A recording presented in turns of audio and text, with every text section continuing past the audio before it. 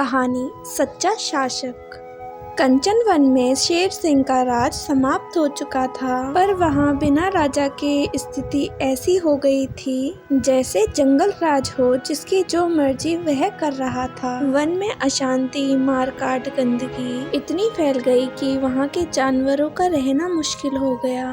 कुछ जानवर शेर सिंह को याद कर रहे थे कि जब तक शेर सिंह ने राजपाट संभाला हुआ था तब तक सारे वन में कितनी शांति और एकता थी। ऐसा ही चलता रहा तो एक दिन यह वन समाप्त हो जाएगा और हम जानवर बेघर होकर मारे जाएंगे। गोलू भालू बोला, कोई ना कोई उपाय तो करना होगा। क्यों ना सभी की सहमति से हम अपना एक राजा चुन ले जो शेर सिंह की तरह पुनः हमें एक जंजीर में बांधे और वन में एक बार फिर से अमन और शांति के स्वर गूंज उठे। सभी गोलू भालू की बात से संतुष्ट हो गए, पर समस्या यह थी कि राजा किसे बनाया जाए। सभी जानवर स्वयं को दूसरों से बड़ा बता रहे थे। सोनू मोर बोली, क्यों ना एक पखवाड़े तक सभी को कुछ न कुछ काम दिया जाए। जो अपने काम को सबसे अच्छे ढंग से करेगा उसे ही यहाँ का राजा बना दिया जाएगा। सभी सोनू स्वीटी की बात से सहमत हो गए और फिर सभी जानवरों को उनकी योग्यता के आधार पर काम दे दिया गया।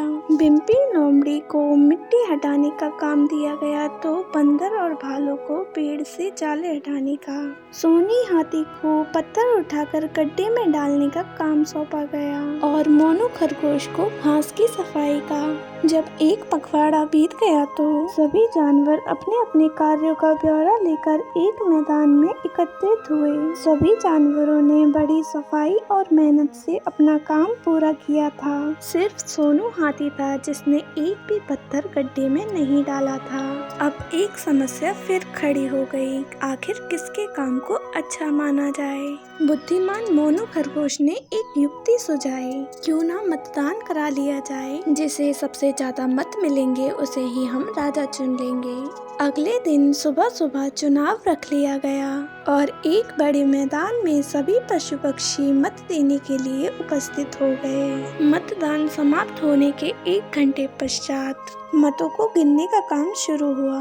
यह क्या, सोनू हाथी गिनती में सबसे आगे चल रहा था और जब मतों की गिनती समाप्त हुई तो सोनू हाथी सबसे ज्यादा मतों से विजयी हो गया।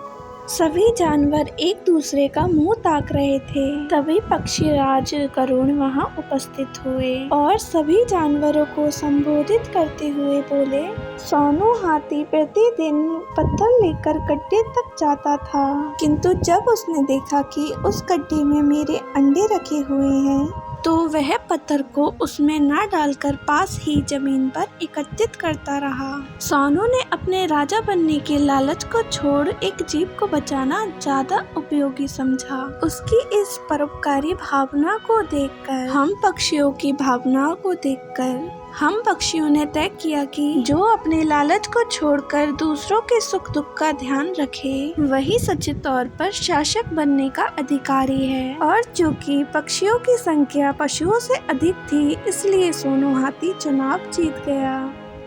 सबक, सच्चा शासक वही होता है जो परोपकार की भावनाओं को सर्वोच्च स्थान दे। ऐसी ही कहानियों के लिए हमारे इस चैनल को सब्सक्राइब करें, वीडियो को लाइक करें, शेयर करें और कमेंट करें। जब तक हम लाते हैं आपके लिए एक और नई कहानी।